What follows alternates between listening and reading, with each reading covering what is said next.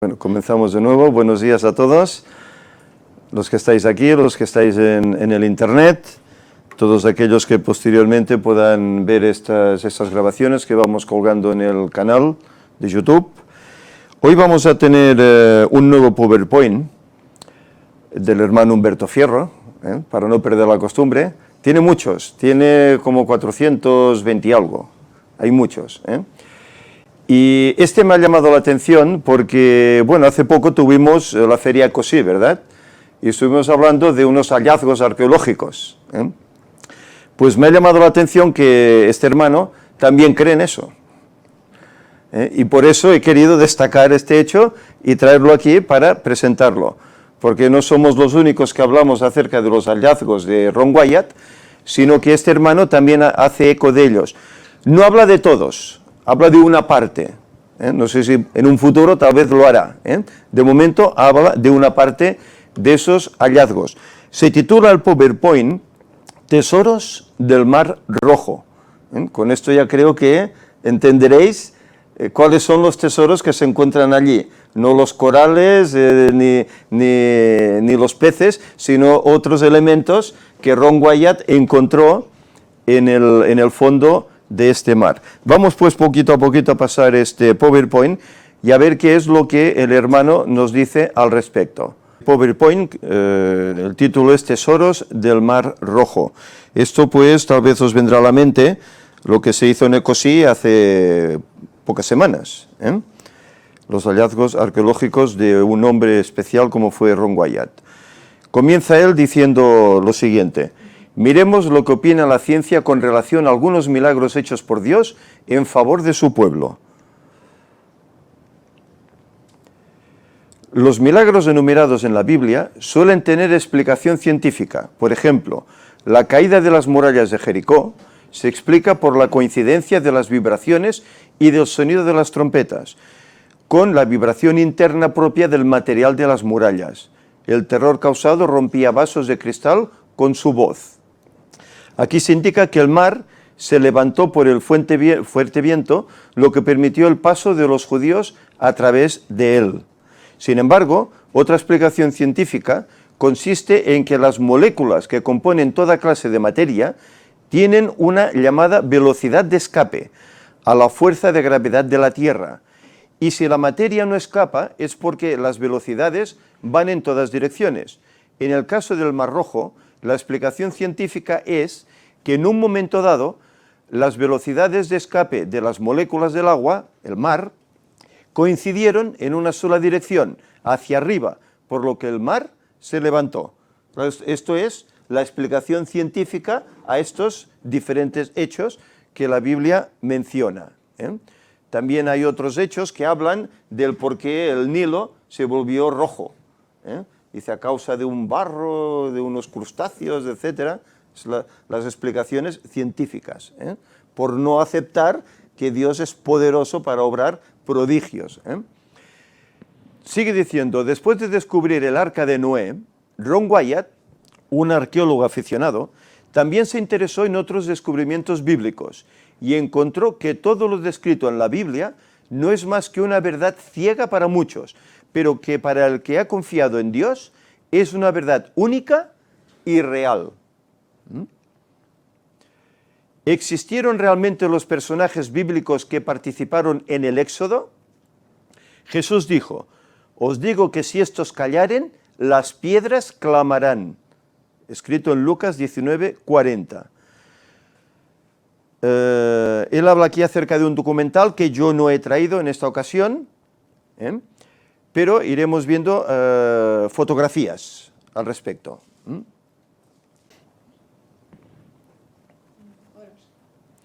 Bien, en esta diapositiva notamos aquí una fotografía. Esto es Israel, representa un pozo que abrió Jacob. Nos dice la diapositiva, Abraham tenía un hijo llamado Isaac. Jacob, el hijo de Isaac, cavó un pozo cerca de Sicar, donde Jesús habló a la mujer samaritana, 1000 años más tarde. Los beduinos locales y los judíos llamaron a este lugar el pozo de Jacob. Esta foto es del año 1884. recientemente, después de Cristo, lógicamente, ¿eh? Dice el diccionario bíblico que Jacob lo hizo en la propiedad comprada, según Génesis 33, 19. Un diámetro de 2,25 metros. Es profundo, su base está enclavada en la misma roca. Todavía existe hoy en el recinto amurallado de un monasterio ortodoxo griego. Parece ser que este es un pozo real de los cuales Jacob abrió. 1880, imagen de la tumba de Raquel. Antes lo hablábamos, ¿verdad? Jacob se casó con Raquel. Jacob tuvo varios hijos, entre ellos Leví y José. Leví tuvo a Coat y este tuvo a Amram. La muerte de Raquel se narra en Génesis 35, del 16 al 20. Y esta parece ser que es la tumba de ella. Otra foto de 1865, la tumba de José en Palestina. Es decir, José, el hijo favorito de Jacob, fue vendido como un esclavo por sus hermanos a unos mercaderes egipcios, pero llegó a ser ministro del faraón después de 400 años. Moisés, al salir de Egipto, llevó consigo los restos de José, tal como él lo había pedido antes de morir. Recordemos que se le embalsamó el cuerpo y él dijo: cuando salgáis de aquí, cuando Dios os visite, llevad mis huesos de este lugar a Canaán. Y parece ser que esta es la tumba de este José, que llegó a ser gobernador de Egipto.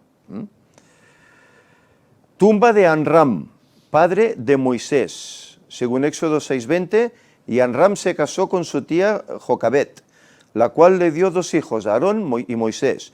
Amram vivió 137 años. Moisés debió haber amado mucho a su padre. Es la tumba más larga del mundo, dice.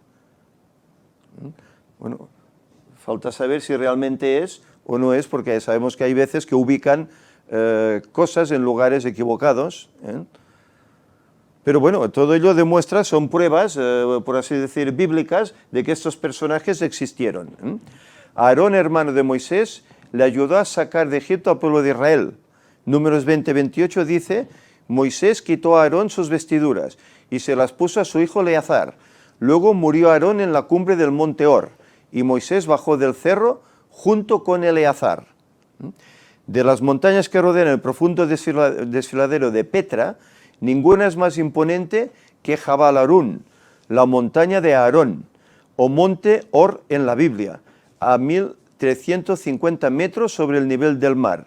Es el pico más alto de la zona y es un lugar de gran santidad para los pobladores de la localidad. Y esta parece ser que es la tumba del mismo Aarón, otro personaje que la Biblia mencionaba. Y aquí tenemos un mapa, vista del satélite sobre el Mar Rojo, la tierra de Gosén, donde ellos estaban, de donde salieron, y bueno, diferentes lugares por donde ellos pasaron, etc. Luego lo iremos viendo esto. Después de salir de Egipto, los israelitas tuvieron que seguir el camino trazado por Dios para lograr salir de la esclavitud egipcia. La Biblia ubica 2 ciudades que serán parte importante para localizar el mapa de partida del pueblo israelita y su trayectoria hacia el Mar Rojo. El éxodo comenzó en Gosén, y aquí lo podemos ver en el mapa, y las flechas indican que fueron bajando hasta Etam. Éxodo 13, 20 al 22, dice: y partieron de Sucot y acamparon en Etam, a la entrada del desierto. Y Jehová iba delante de ellos de día en una columna de nube para guiarlos por el camino, y de noche en una columna de fuego para alumbrarles, a fin de que anduviesen de día y de noche. Nunca se apartó de delante del pueblo la columna de nube de día, ni de noche la columna de fuego. Geográficamente podemos localizar estos 2 lugares en esta imagen, donde podemos ver un concepto claro de la descripción bíblica. Tierras bíblicas, el viaje que ellos hicieron desde que salieron de Gosén, de Sucot. Cuando los israelitas se dirigían hacia el Mar Rojo, tuvieron que pasar por unas montañas que solamente tenían un pasadizo hacia el Mar Rojo. ya que Dios les dirigió que siguieran ese camino. Y ahí vemos el mapa, un camino entre medio de unos desfiladeros. Era el único lugar accesible para llegar a la playa del Mar Rojo. Si el pueblo de Israel hubiese tomado un camino errado, ellos no hubieran podido llegar hasta la playa y cruzar, porque solo hay una forma de llegar hasta el Mar Rojo, y lo puedes ver por medio de esta foto que fue tomada desde el satélite. El ejército egipcio conocía muy bien todos esos lugares por donde partió el pueblo israelita, y pensaron que podían acorralarlos, porque ellos sabían que no podrían cruzar el Mar Rojo, y en los alrededores del camino que ellos tomaron no había forma de escapar por las montañas, ya que eran desfiladeros escabrosos. Los carros de Faraón tuvieron que pasar por este camino, conocido también como Wadi Batir, la ruta del Éxodo, ya que es el único camino para llegar hasta la playa en donde había de cruzar los israelitas. Es decir, que los egipcios los siguieron con sus carros. Salida a la playa de Numeiba. Por este sitio, con desfiladeros a ambos lados, Dios condujo a los israelitas, según Éxodo 14, versículo 3. Un paso estrecho. Por allí pasaron, pues no sé, 4, 5, 6 millones de personas con sus ganados, sus carros, etcétera, etcétera. Y llegaron a este lugar. Esta es la playa, la ubicación exacta del cruce del Mar Rojo. La vista es actual. Esto se enseñó allí en la feria Cosí. Una playa inmensa que perfectamente dice que podía albergar como 6 millones de personas y ganado. Es decir, que es un lugar muy grande. Incluso allá tuvimos el privilegio de hablar con personas que habían estado en este lugar. Y decían que realmente esto podía ser perfectamente así. Ellos habían estado en esa playa. Cuando el pueblo de Israel se vio acorralado y sin forma alguna de cruzar el Mar Rojo, comenzaron a renegar y a decir que estaban mejor en Egipto. Y entonces vino el poder de Dios y se manifestó en el pueblo para que pudieran cruzar el mar. El Señor obró un milagro y las aguas se separaron. Si habéis visto la película de Cecil B. DeMille, de los años 50, Los 10 Mandamientos, ahí se ve de forma espectacular, ¿verdad?, cómo se abren las aguas. Este prodigio se realizó aproximadamente 1446 años antes de Cristo, casi 1500 años antes. Veamos lo que hizo Dios por su pueblo mientras que ellos estaban inconformes. Mientras que ellos, más de 3 millones de personas, estaban llenos de descontento, acampando en esa playa a orillas del mar, descansando por el viaje de varios días, de día y de noche, Dios había trabajado y lo estaba haciendo en favor de su pueblo en dos frentes. Dios había intervenido para librarlos de la esclavitud, deteniendo al ejército egipcio para que no los alcanzara en el camino. Y Éxodo 14 nos dice que la columna de fuego se puso entre ellos, entre el campamento israelita y el campamento egipcio, y en toda la noche no pudieron acercarse los egipcios a ellos. Toda aquella noche a través del viento dividió el mar en dos, abriéndoles el camino para que pasaran al otro extremo. Y más todavía, observa que el viento no afectó a los israelitas, aunque estaban en la playa del mar, como lo había hecho anteriormente. Veamos ahora lo siguiente. De las 10 plagas egipcias, 5 no afectaron a los hebreos. La cuarta plaga, las moscas, no afectó a los hebreos. La quinta plaga, muerte del ganado, no afectó al ganado de los hebreos. La séptima plaga, el granizo, no afectó tampoco a los hebreos. La novena plaga, la oscuridad, no afectó a la tierra de Gosén. Ellos tenían luz. La 10ª plaga, la muerte de los primogénitos, tampoco afectó a los hebreos, porque estos obedecieron la orden de Dios, marcando sus puertas con la sangre del cordero. ¿De qué maneras continuó obrando Dios en favor de su pueblo? En Éxodo 14 nos dice, el texto dice que los egipcios persiguieron al pueblo de Israel. Cuando entró al mar el último soldado, salió también del mar el último hebreo a la otra orilla cuando ya amanecía. Es decir, que deberían estar toda la noche cruzando, porque eran muchos. Entonces Dios obró, pero esta vez a la inversa. El mar comenzó a unirse desde esta orilla. Cuando el ejército pensó regresar, se encontraron encerrados, 100 metros bajo el nivel del mar, en medio de las aguas, que al unirse las dos murallas quedaron aplastados con todos sus carros, de tal manera que no quedó ni uno de ellos. Y ahí vemos una fotografía sacada de esta película, como el mar comienza a cerrarse sobre el ejército. Además pensemos que dice que el ángel de Jehová distorsionó las ruedas de los carros, no pudieron avanzar, quedaron encallados y no escapó ni uno de los egipcios, estamos hablando. Quizá lo más asombroso de todo lo encontrado por Ron Wyatt es la presencia de un puente natural bajo el agua, a lo largo del Golfo de Ágaba. La profundidad máxima del mar es de 1829 metros.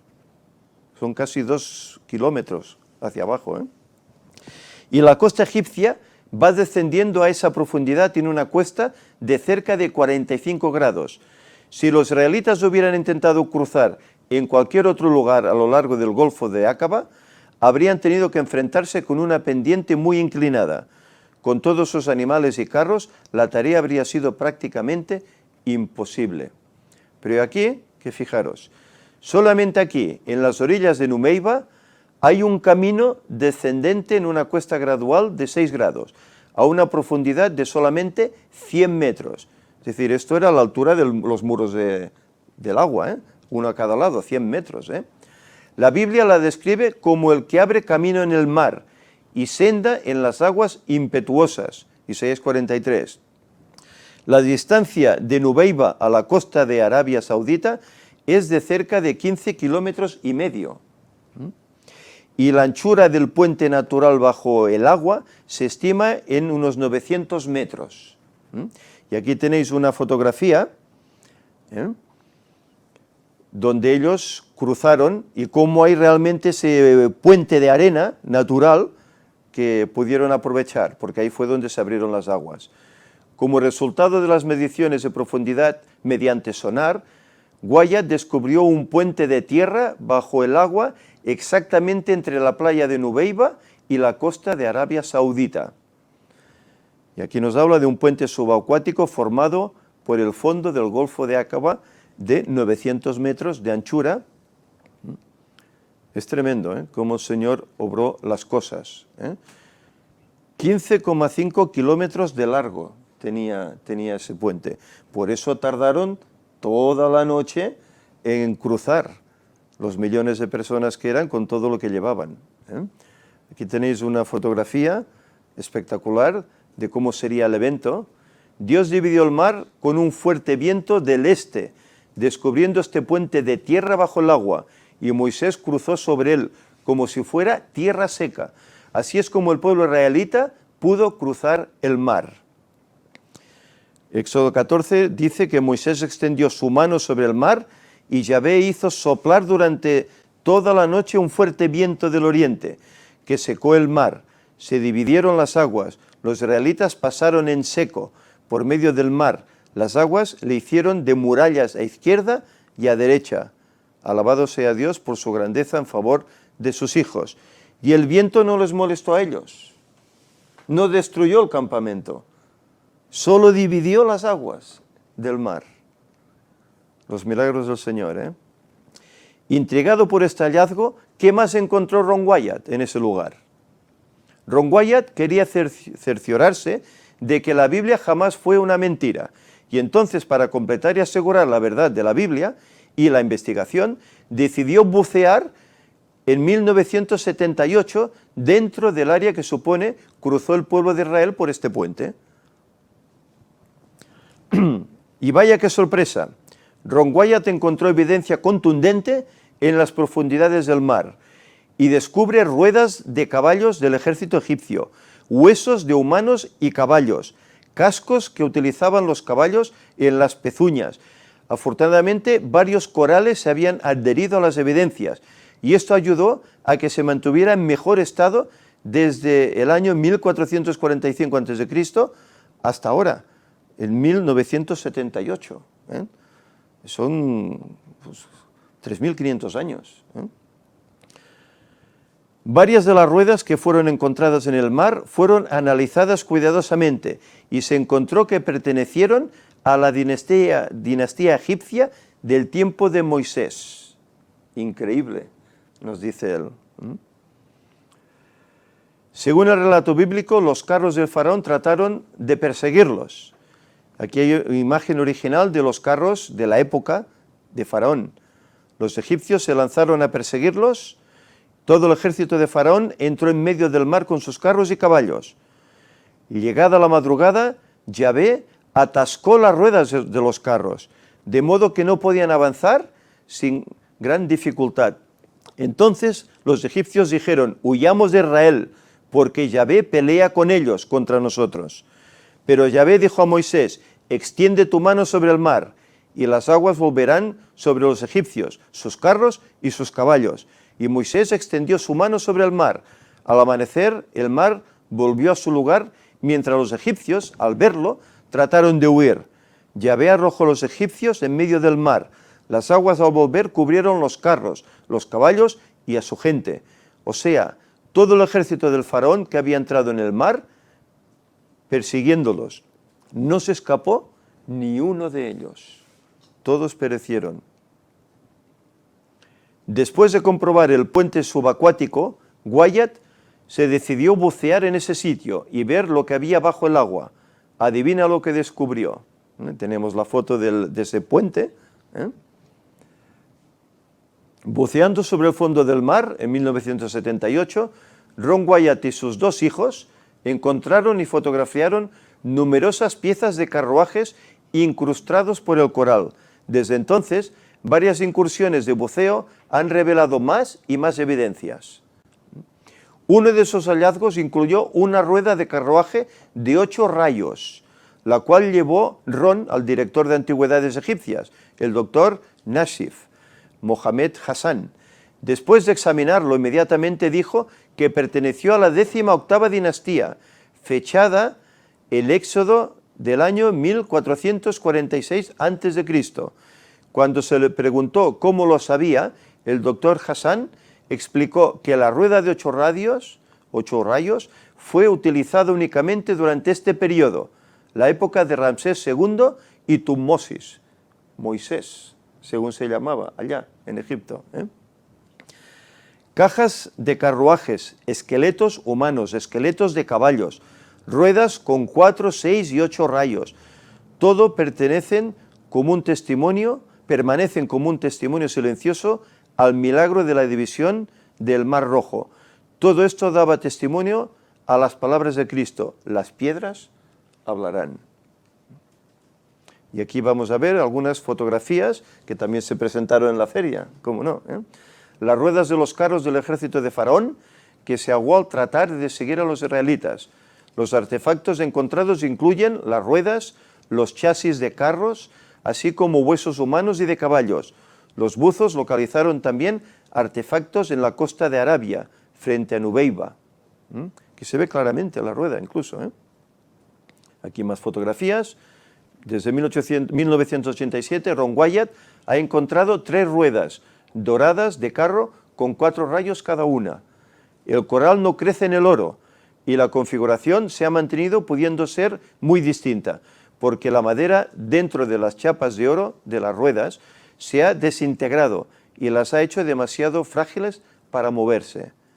La esperanza para futuras expediciones es explorar las aguas más profundas con las cámaras robóticas o con mini submarinos, porque posiblemente, a través de las corrientes marinas y tal, es posible que hayan caído en el abismo de esos 1000 y pico de metros, ¿verdad?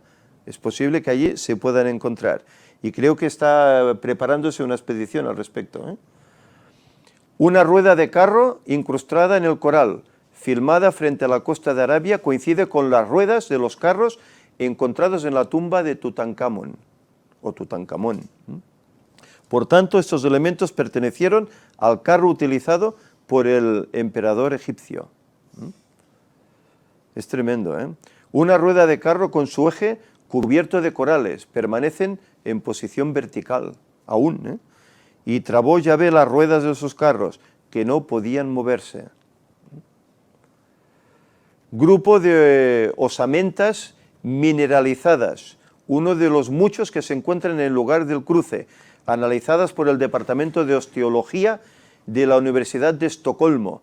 Se encontró un fémur humano de la pierna derecha de un hombre, con una altura de unos 65 a unos 70 metros. Se trata esencialmente de un hueso fosilizado, es decir, sustituido por los minerales y el coral. Por lo tanto, no puede ser fechado por métodos de radiocarbono, pero obviamente este ejemplar es sumamente antiguo. Él y los otros elementos que hay. Aronsen ha buceado en numerosas ocasiones en ese sitio y puede atestiguar de la veracidad del descubrimiento. En marzo de 1998 fotografió los restos de una rueda de carruaje de 4 rayos y ha sacado huesos humanos de los cuales hay docenas dispersadas en el lecho del mar. No solo hay uno, ¿eh? Un hueso fue llevado al Departamento de Osteología en la Universidad de Estocolmo para ser analizado, demostrándose que se trata de un fémur derecho humano, del sexo masculino. Aunque no ha podido ser datado, evidentemente procede de épocas antiguas. La altura del hombre se estimaba que era entre unos 65 y unos 70 metros, y los huesos habían sido sustituidos por minerales, pequeñas cantidades de coral crecientes sobre él, reemplazando al mineral. Aarón ha visto la pendiente al sur del puente natural bajo el agua. También ha visto un camino que los israelitas habrían limpiado para cruzar el Mar Rojo, conduciendo desde la orilla, descendiendo dentro del mar. Los israelitas habrían tenido que apartar las piedras y rocas a los lados para permitir el acceso para sus carros. Aquí hay más pruebas encontradas, esos fémurs. ¿Tú crees en la palabra de Dios? Pregunta él aquí. Las preguntas que tienes que hacerte, si aún no crees en esto, son: ¿por qué había de encontrarse ruedas de carros egipcios en las profundidades del Mar Rojo? ¿Es posible que a varios egipcios se les ocurriera meterse a nadar con carruajes en el mar? Lo encontrado allí nos dice que evidentemente Dios abrió el mar, como lo dice en su palabra, y las evidencias son claras. Por último, en cada lado del mar se encuentran ubicadas 2 columnas, en las que se ha llegado a creer, por las inscripciones, que fueron puestas allí por el rey Salomón. Las columnas tienen las siguientes escrituras: Mizram, Egipto; Salomón, Edom; la muerte del faraón, Moisés y Yahvé. El rey Salomón había ofrecido estas columnas en honor de Yahvé y se las dedicó por el milagro de la travesía del mar. Aquí vemos esas columnas y Ron frente a ellas. Él encontró los 2 pilares del rey Salomón, colocados en ambas playas, para conmemorar el cruce del Mar Rojo. En las letras fenicias, hebreo arcaico, que contenía la segunda columna, aparecían las palabras Mizraim, Egipto; Salomón, Edom; muerte, faraón, Moisés y Yahvé, lo que indica que el rey Salomón había establecido estas columnas como un recuerdo del milagro del cruce del Mar Rojo. Arabia Saudita no admite a turistas en esta zona, tal vez por temor a los visitantes no autorizados. Las autoridades saudíes han retirado esta columna, reemplazándola por un asta de bandera en el mismo sitio. Es lastimoso esto, ¿verdad? Lo han retirado tal vez para esconder esas pruebas. Sinaí, Monte Sinaí en Arabia, y ahora aquí veremos otra cuestión que él también habla. Inscripciones hebreas encontradas en Arabia. Todo esto también lo vimos en la feria. Estas fotografías estaban también allí. Una serie de otras pruebas se pueden encontrar en el lado árabe del Golfo, incluidos restos de la base del becerro de oro, de columnas de altares, etc. Y esto, incluso la roca en Horeb, que la Biblia dice que Moisés golpeó 2 veces para obtener agua para el pueblo. La roca se partió en 2 y el agua brotó. Aquí se hace una simulación, un montaje de cómo pudo haber sido, para que bebieran todas esas personas y todos sus ganados. Allí permanece como un monumento de la veracidad de la palabra de Dios. Alabado sea Dios por ello. Es triste decirlo, pero los principales medios de comunicación antirreligiosos no muestran estos hechos verdaderos a la luz de la fe. Pero prefiero dudar escépticamente de tales pruebas arqueológicas que de la veracidad e historicidad del relato bíblico, uno de los libros de historia más preciosos en el mundo. Pon tu porvenir en manos de Dios, confía en Él y déjalo actuar. Es decir, que aquí hemos visto pues algunas evidencias de estos descubrimientos que Él narra. Y concluye de esta forma: la Biblia es un libro hermoso que muestra claramente cómo nuestro Dios de siglos pasados jamás ha cambiado, como lo dice Hebreos 13 y Santiago 1. Y ahora lo que esté por acontecer será porque sus juicios y sus obras son justas. Si aún tienes dudas y crees que todo esto es ciencia ficción, no te preocupes, que ahora, gracias a la tecnología, podrás ir al lugar de los hechos, casi personalmente. Bueno, no tan personal, pero sí de una forma virtual. Como se darán cuenta, a los alrededores de este acontecimiento bíblico, ahora hay quienes montaron hoteles y centros turísticos como evidencia del gran milagro que Dios hizo con su pueblo Israel, ya que muchas personas ahora visitan este lugar por el suceso bíblico. Mi deseo y oración es que ojalá estas evidencias fortalezcan tu fe, te consagren más al servicio del Señor y compartas estos mensajes, ya que Cristo está por regresar por segunda vez. Amén. Bien, como veis, es destacable el compartir esto, ¿no? ¿Por qué? Pues porque, bueno, sabemos cómo en la Iglesia Adventista hay dudas respecto a los hallazgos de Ron Wyatt. Hay cosas como estas que, bueno, se aseveran que sí, que posiblemente él descubrió estas cosas. Las ciudades que hablamos también allá, de Sodoma y Gomorra, bueno, pues sí, también. Pero cuando llegan a un hecho como el Arca de la Alianza, hombre, ya son demasiadas casualidades. Entonces, es que este hombre, pues, quería hacerse famoso, quería hacer negocio, engañó, etcétera, etcétera, y incluso, pues, se duda de él. Con el Arca de Noé también más o menos sucede lo mismo. Es trágico que el pueblo de Dios dude de estas cosas, de que el Señor escoja a alguien para que obre todos esos hallazgos. Es paradójico que esto suceda así, ¿no? Que el pueblo de Dios pueda dudar cuando las evidencias están ahí. Las ciudades de Sodoma y Gomorra se dicen que tenían que estar en el mar, dentro del mar muerto, y en cambio las descubre fuera.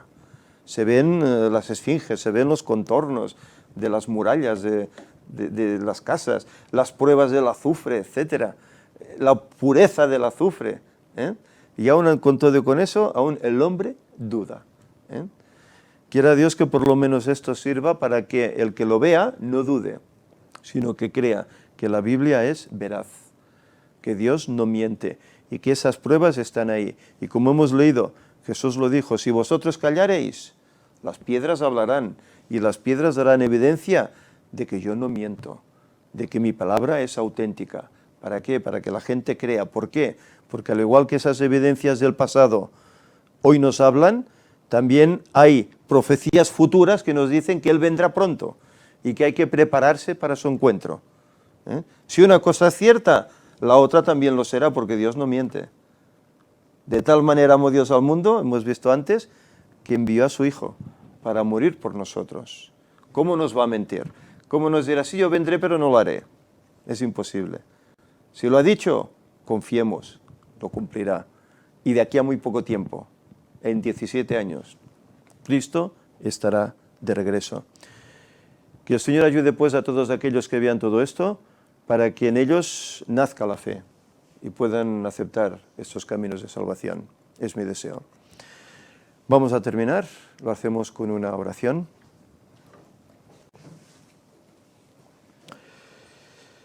Señor y Padre,